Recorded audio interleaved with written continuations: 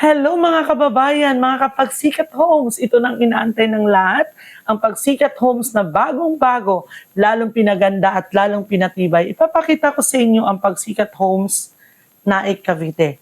Ayan, kung makita nyo po, ito yung upgraded unit. Ito yung sample ng gawa na pagsikat homes. Pero sa turnover po natin guys is bird type pa rin. Ayan, naka-tiles na yung CR nyo. Yan, yung sa likod nyo, mayroon kayong 2 meters para sa laundry area at kitchen area. Balang araw, pwede nyo pong i-upgrade yan.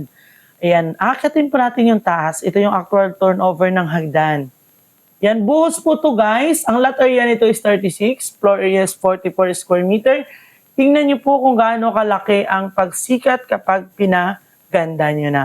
Ayan, ipapakita ko din sa inyo ang actual turnover unit ng pagsikat homes. Ayan, ito yung standard unit ng turnover natin.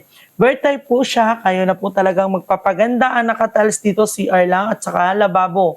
Ayan, akitin natin yung second floor. Ganun din po, kayo na po ang maglalagay ng mga tiles at provision ko ilang kwarto ang gusto nyo. Sa mga gustong mag-avail, PM lang po kami. Thank you guys!